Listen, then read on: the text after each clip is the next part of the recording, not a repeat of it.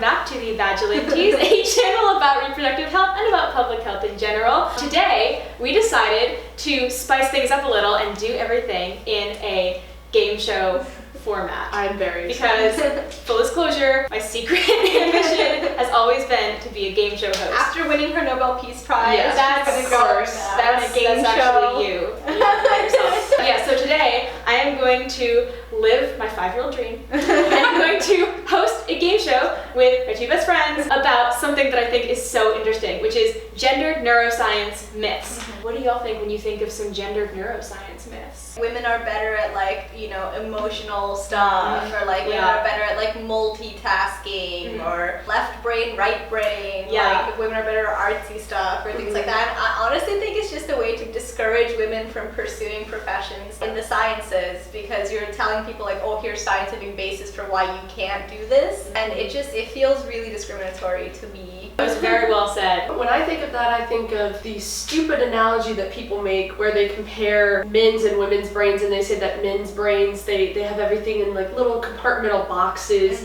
and when they talk about things, they keep everything in their little box. Women's brains are apparently like a plate of spaghetti, and everything is really connected, and it's kind of all over the place. That's how people have described it to me, and they say, oh, women's brains are like a mess, and they're all over the place, and they don't really make a whole lot of sense, and they just don't think the same way as men do, which is just a bunch of, not interesting metaphors there. We're gonna move on from that. So, all really interesting and good points, and we're gonna touch on a lot of those today. So how this is gonna work is I am going to keep the pillow right here because I love it. I love my Shree's handiwork. I'm going to read off a statement about a gendered neuroscience fact or myth, and then y'all are going to hold up signs saying if you think it's a hit, true, or a myth, false. All right, so without further ado, let's play hit or myth! All right, first statement. In the event of a heart attack, women are 7 times as likely as men to be misdiagnosed and sent home from the hospital. That's a hit. That's a hit for sure, yeah. Ding ding ding, it is a hit. That's less of a gendered neuroscience myth and more about bias in medicine, which is something that we talk about all the time. Don't women have gentler symptoms of heart attacks than men do? It's not as dramatic. It's heavy breathing and stuff like that. Yeah. And so they're more likely to be dismissed. And because medicine is generally studied from a male lens, that's why we don't necessarily think of those symptoms as associated with heart attacks. That's a really interesting point. The fact that men are kind of the de facto. The default. Yeah. And then they say, oh, well then this probably applies to everyone. Okay, and that was from the Wall Street Journal 2012. Next statement. In women's brains, language processing activity is spread more evenly across the 2 hemispheres than it is in men's brains. I'm saying myth to Yeah, that. As somebody who studies linguistics and who studies the cognitive properties of mental linguistics, I'm calling BS. I think that's a myth because I strongly believe there's not really a difference between female and male brains. Absolutely. So we are both saying myth. Myth. It's a myth! Yes! Awesome! Okay, so although a very small 1995 Nature study said that was true, a much larger 2008 meta-analysis said otherwise. So I think it just highlights the need for relentless empiricism and replication in scientific studies. And real quick, Nature is one of the biggest names in scientific publication. Nature Science Cells. So the fact that study got into Nature means it got a lot of traction and made its way into the mainstream. So it's important to keep a critical eye on science like that. All right, we're killing this. Yeah, let's do this. All right. Number 3.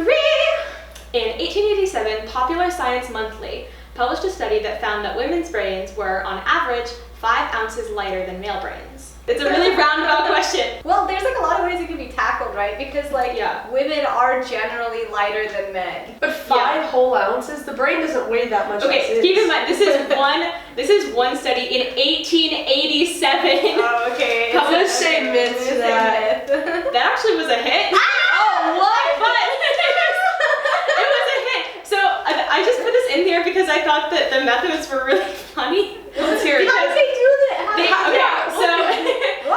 They poured bird seed into empty skulls and then weighed the bird seed needed to fill the skulls. No. Well, so women's brains aren't actually 5 ounces heavier. Oh no, lighter, no, right? they're not. Well, but that's just what the study found. The study found that. Yes. Oh. Yeah. The question. So we were right. The question the question was about the study, but I couldn't find any other recent evidence that confirmed from not 1887. So again, like, look at your sources, evaluate when they were written, and who published them. Birdseed. Just look at the methods. You know, if you're using birdseed and you're not controlling for a lot of different factors, like just check yourself before you wreck yourself, man. Okay, number 4. Brain size is an accurate and reliable predictor of intelligence in humans. Oh my god, no. It's a myth. It's a myth. Yeah. I think we're pretty united on that. It seems like it's common knowledge and it seems like it's very common sense, but I've encountered a lot of people who say like, oh, if you have a bigger brain, like, and it's not just like the meme like big brain hour.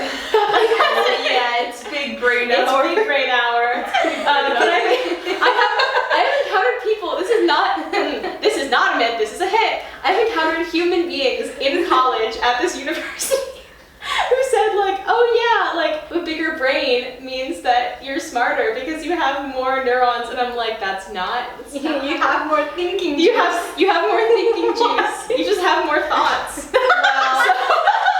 You have more thinking juice. So, whenever someone says that, the thing that I always like to say is, what do you say? So I say, so a fun fact, sperm whale brains weigh 6 times what the human brain weighs. So are they our cognitive superiors?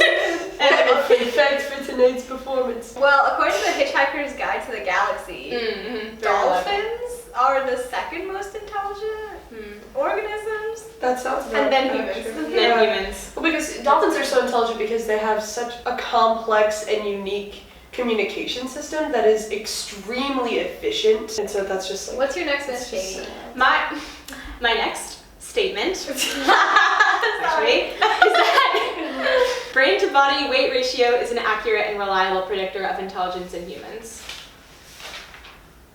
It's a myth. It's a myth, everyone! No. That is a myth. So a lot of people talk about the EQ, or internalization quotient, which you hear about if you study neuroscience. It's a very simplified way of saying that brain to body weight ratio would be an accurate predictor of intelligence when all data shows that that's simply not the case. So that's another thing that you encounter a lot when you talk to people. That could also be like if you're heavier, you have a lower ratio, which means you're not as intelligent. And that's where that argument we know falls this is apart. not the case. Like, yeah. The reason that I put that in there is because there's a connection between that and the previous question about the bird seed, because after that study came out, that one 1887 study that showed that female brains were lighter than male brains, then people tried to kind of rationalize it as a way of saying, well, okay, men are clearly intellectually superior because of this and because of this. And then that became a main motivator for developing like the brain to body weight ratio idea, which is a very, very pervasive neuroscience myth. And that also shows how science can build upon itself. So it it compounds on itself. So if you have one bad study, then it's just going to keep compounding. Exactly. The takeaway, I think, is don't use birdseed in your studies. Get woke, guys. Get woke. Hashtag don't fill your skulls with birdseed 2019. Anyway, this is actually our last question. Okay. Yes. Okay, number 7. A 2014 study at the University of Pennsylvania concluded that neural connections in women's brains were primarily across hemispheres, while the connections in men's brains were primarily within hemispheres. Or first of all, do you think that they actually concluded that, and then do you think their conclusions were accurate? I mean, I would believe that they would conclude that. I think they concluded that. I think that they concluded that, but I would agree with that does statement. not sound right. That is, that's correct. So this is an interesting incident because this one study in 2014, it's basically like the birdseed study,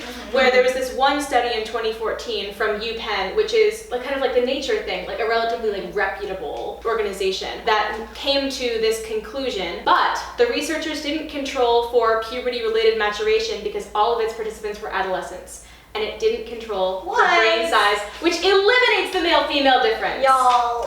And so all of these experimental flaws basically undercut the, yeah, I know, you look so sad. All of these experimental flaws undercut all of the conclusions of this experiment, but it was too late because it had already gained so much traction that it fueled existing neuroscience myths, even though the study was faulty. How did that get published? I find it so hard to believe. It was that published in the Proceedings of the National Academy of Sciences in the United States of America in 2014. How peer-reviewed with all of those journals, with all of those great experimental flaws.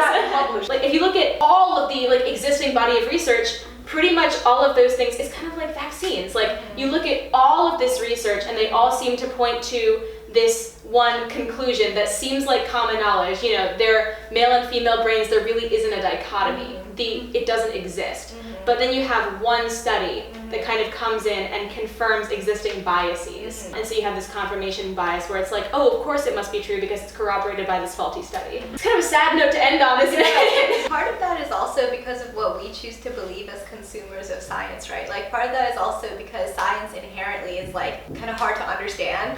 And it's like, I don't want to be like it's boring because I'm a STEM major, but it can be difficult to like process at times. So we have, you know, all these science journalists and all of this science media that sensationalizes headlines where there could literally be nothing there, but like you read a headline that's like, drinking wine every night can help reduce your risk of cancer, you know, something like that. And the study might actually find like people who don't drink wine have like a slight increase in cancer risk. But the way that we play it up in society and what we choose to believe as consumers, where we don't choose to go and read the study and we don't choose to critically evaluate its flaws and high points, contribute to what we believe as a society. So in order to eliminate a lot of these biases and a lot of this misinformation, we need to increase scientific literacy. I wanted to ask, have y'all had any personal experience with these gendered neuroscience myths in your life? Like, has anyone said anything to you to that regard? Or what has your experience been? My experience has been people whom I love and trust all my life, who have been like, there's just a fundamental biological difference between the male brain and the female brain. The thing I think is really interesting about like purportedly egalitarian dichotomies, like male versus female, you know, white versus black, etc., gay versus straight, or what have you, is that even though it purports to be egalitarian, like these two things are equal, it's never the case. Dichotomy always implies hierarchy. And so there's always like male over female when you talk about male versus female brains. So as much as people have told me, people with medical degrees who have told me like, oh, you know, men are just better at spatial visualization. Bruh. I really took that to heart for so long. Oh no. Like so long. I'm so sorry. Like teachers would tell me that when I was really young. Did y'all have those experiences? Nothing that really blatant. No. Yeah, I got told that a lot when I was younger, and it really kind of messed me up for a while, to be honest. Sure. But yeah, that's one of the reasons why I really wanted to do this specific episode, was because of that. Because I really hope that we can make those reforms, and I think that it's absolutely critical. Because for a long time I just thought, oh, I'm not good at math. Like I can't be good at math because I don't have the biological capacity to be good at math. Only when I got to my senior year of high school did I kind of start doing this research and realized, oh, maybe I do have the capacity to be very good at math. And I also had an excellent statistics teacher who kind of showed me that it didn't have to be that way and that I had the capacity to do this kind of work.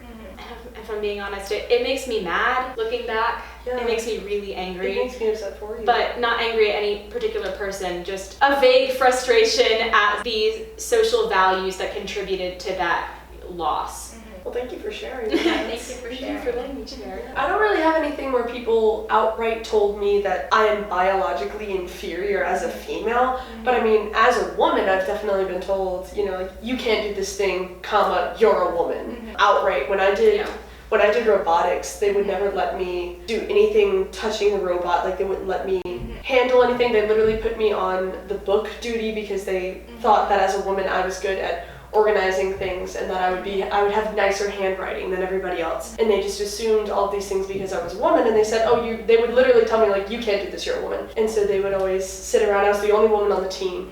And so all these men would go around and they would make this robot, and I literally was not allowed to touch it and not allowed to do anything. And so I was in charge of writing down and like taking notes on everything and taking pictures of all the things, and I wasn't allowed to touch anything. What? Yeah, it was whack. Was your supervisor? It was whack. Oh, he kind of perpetuated that. It's wild. I guess for me, I started out in STEM pretty early. Like when we immigrated here, my mom made a big point of raising my sister and I as equal to if she had boys. Like she was like literally like, I'm not gonna change anything, like you're gonna be raised the same way as if I had like sons, like everything's gonna be the same way, right? So I was never taught that I couldn't do anything because I was a girl, because we had bigger issues to deal with, mostly like, you know, being in a new country and like I had like never seen a white person before I like got here, and I was really shook. Because then they were everywhere, and I was like, what, you know? So I think my mom, in that commotion, forgot, like, to express sexism. I don't know. She forgot to gender. Yeah, I guess she forgot. Like, when I was a kid, she would dress me up in boys' clothes and just be like, all right, now go to school. Yeah. You know? So, like, I never got any of that when I was a kid, but when I was doing research in high school over the summer, I was doing biophysics work. I was trying to figure out how zebrafish grow. So I was at this research program at this high school, and I was talking to a few of the other people in like the general physicsy research area, and I was like, oh, and they were all men, and I was like, oh yeah, like I'm doing this like really nice like biophysics research, and I think it's really cool because it's like we're making theoretical models to see how like a real fish would grow, and then like we're like, it would be super cool if we found that this computer model is actually how this fish grows. And I was like, well, that'd be wild. And then like this one guy turned to me, we'll call him Charles, and that's not like his actual name, but we'll call him Charles. Charles turns to me and he's like, I'm not gonna lie, that's like a really dumb form of research. Like, I don't believe that something as pure as physics, like something as objective and based as physics, can be combined with something so subjective like biology. Like, what are you just gonna watch this fish grow and you can't apply math to that? Like, it's never gonna work out. And I was like, excuse me, sir?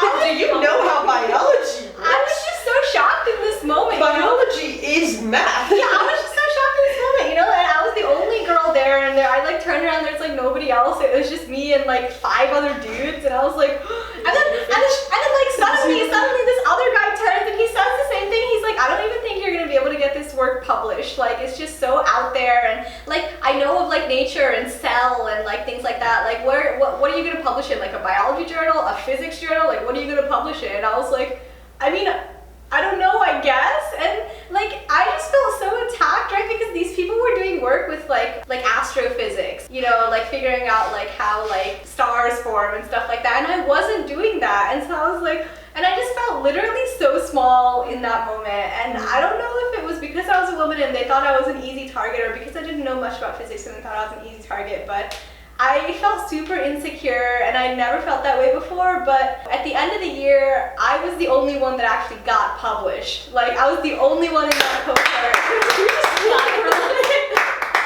You go. Thank you. That actually ended up getting published, and like it was in the Philosophical Transactions of the Royal Society, and I was just like, well, like here I am, I guess. Yeah. Like published. Here we're going to get published. Hold my beer. Hold my beer. Hold my beer. Hold my tea. Hold my tea, please. I was just so shocked by that experience, because I was like, how are these people so bold, you know? Like, I was like, we should be equal coworkers, and it was the weirdest. And I remember after I got published, one of the people that was being really mean to me texted me, like, he was like, hey, just want to let you know I had a huge crush on you all throughout research, and like, I just want to let you know, like, I think you're like super great and like super smart, and like, I just was like really nervous and didn't want to be mean to you. And I was like, that's not an excuse. Like, you still displayed blatant sexism and blatant like belittling of somebody else, right? And so after that experience, I vowed to literally let nothing stop me ever again in my life.